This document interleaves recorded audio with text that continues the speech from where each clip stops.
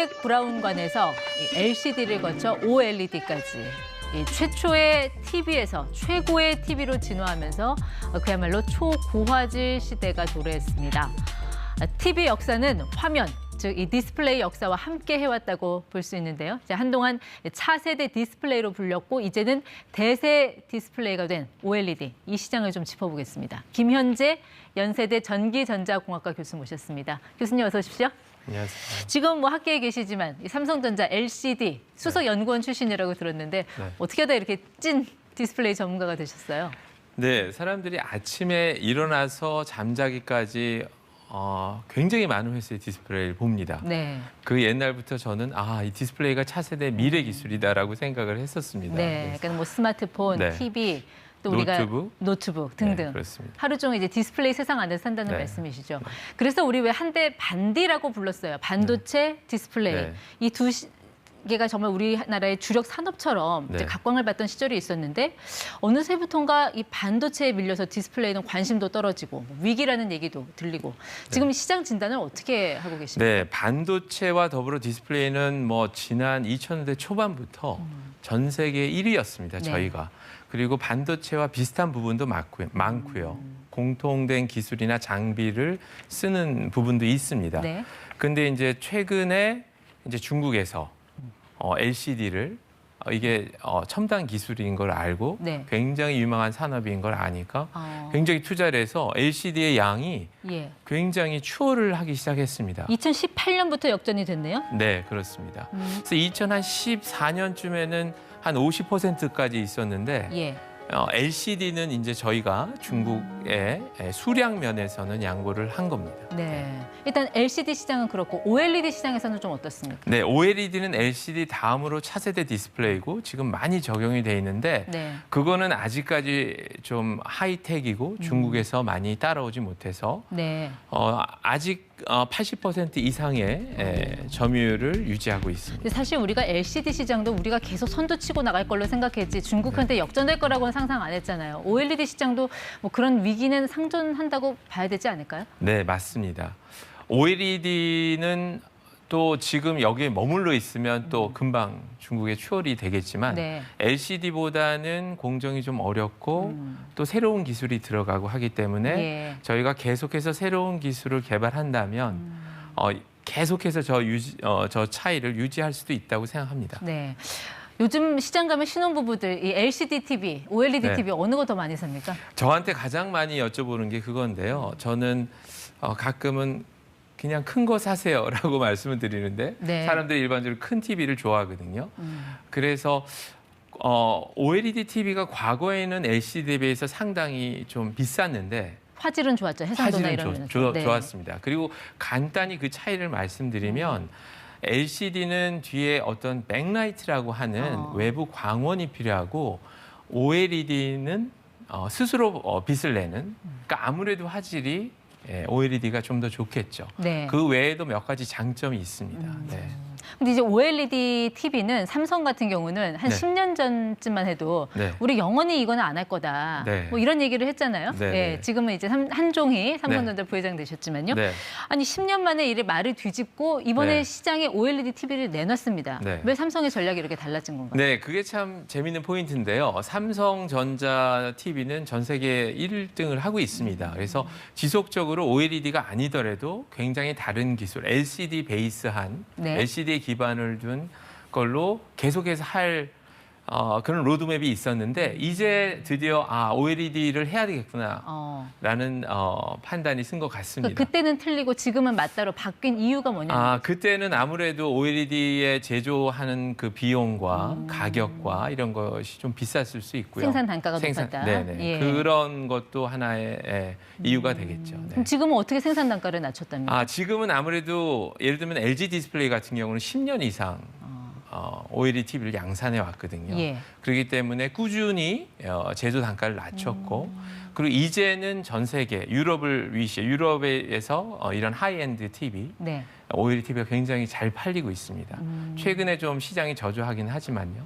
그 결국 이제 적당한 가격으로 평균 이상의 화질을 보려는 분들은 대부분 이제 LCD를 택했는데 어느 정도 OLED 시장에서도 가격 경쟁력이 생겼다라고 맞습니다. 네. 보는 거군요. 네. 네. 이번 삼성 그 OLED TV 네. 이제 가격이 나왔습니다. 지금 사전 예약 받고 있잖아요. 네네.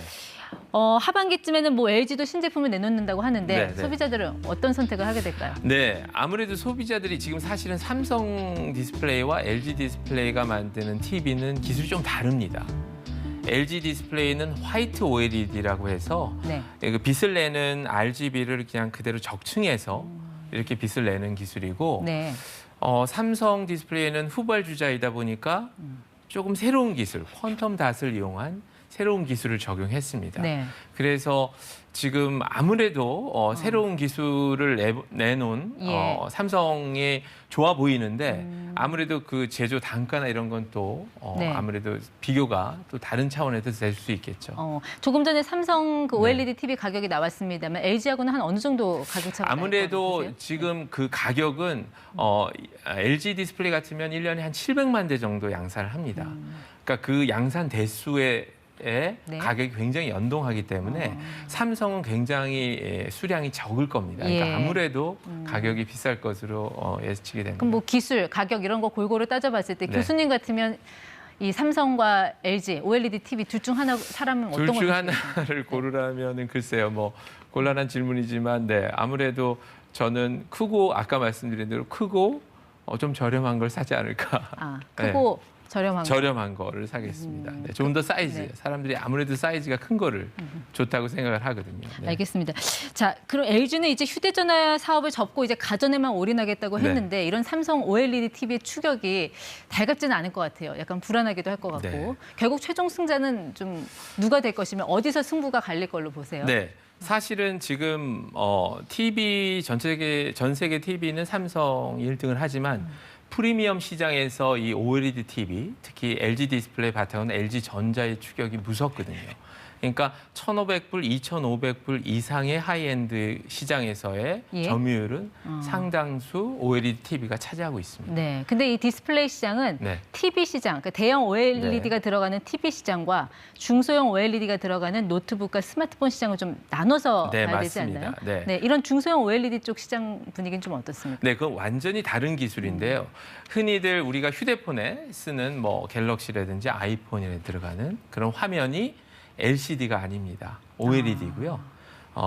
그래서 서비스 센터 가서 이거 액정 나갔어요라는 표현은 예. 사실은 잘못된 표현입니다. 액정은 LCD를 얘기하거든요. 네. 그렇기 때문에 OLED 디스플레이 나갔어요. 예. 고장나서 이렇게 얘기를 해야 되는 거고요.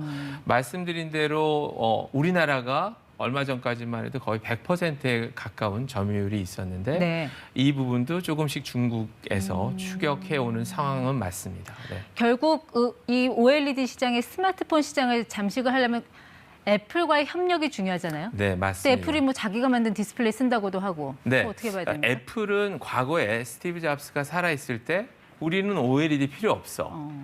LCD면 충분해. 예. 그때 LCD가 LG 디스플레이에서 만든 LCD였거든요. 네. 그 레티나 디스플레이라고 불렀는데 이제 애플도 드디어 OLED가 나은 걸 알았어요. 예. 화질이 좋고 어. 여러 가지 장점이 있는 걸. 그래서 그거는 그러면 삼성하고 LG는 기회 요인이 될 수 있다고 보시나요? 맞습니다. 이거는 중국에서 네. 따라가기가 쉽지 않고 물론 일부는 아주 일부는 따라오고 있지만 조금 더 하이엔드는 아직도 못 따라오고 있어요. 예를 들면 접는 폰이요. 네. 폴더블 폰 네. 이런 거는 아직은 중국에서 할 수 없습니다. 폴더블 폰 같은 경우는 아무래도 디스플레이가 더 커지니까 사실 이 디스플레이 시장이 면적 싸움이잖아요. 맞습니다. 면적 침투율. 그 면에 있어서는 어쨌든 애플이 폴더블 폰을 좀 만들어줘야 될 텐데 네. 안 만들잖아요. 네. 애플은 아직은 아니라고 생각하는 것 같습니다. 애플은 디자인을 중요하게 예. 여기는 것 같고 아직은 접었을 때 애플에서 원하는 디자인과 성능이 네. 아니라고 판단한 것 같습니다. 예. 그래서 관전 포인트인데 애플이 드디어 접습니다. 하지만 폰은 아니고요. 네. 패드. 패드를 아마도 2년 또는 3년 후에 네. 첫 제품을 내놓을 걸로 알겠습니다. 예상을 해봅니다. 이 TV하고 스마트폰 네. 그 다음 이 디스플레이가 좀 개화할 수 있는 시장은 우리가 좀 어디를 좀 주목을 해서 보면 될까요? 네, 그래서 이 휴대폰 하면은 그 기술과 산업은 엄청난 임팩트입니다. 하드웨어와 소프트웨어 전부 네. 다요. 그래서 사람들이 제가 최근에 학생들한테도 항상 던지는 화두가 과연 사람들이 네. 휴대폰 다음으로 뭘 들고 다닐 것이지. XR, VR 기기? 그렇죠. 쓰는 흔히 거. 바로 네. 하면 이게 쓰는 거, 글래스 예. 이런 거지만 뭐 십몇 년 전부터 사실 VR 기기는 나왔지만 예. 좀 실망스러웠죠. 아직 알겠습니다. 사람들이 대중화되지 못했고요. 네. 하여튼 또 자유주행 시대가 열리면 이 투명 OLED 시장도 열릴 네. 수 있으니까 앞으로 좀 시장의 그 가능성은 좀 열려 있다고 봐야 될 것 같고 네. 삼성과 LG 두 기업이 둘 다 잘했으면 좋겠습니다. 저는. 네네네. 네. 지금까지 ETY 김현재 교수와 함께했습니다. 고맙습니다. 네, 고맙습니다.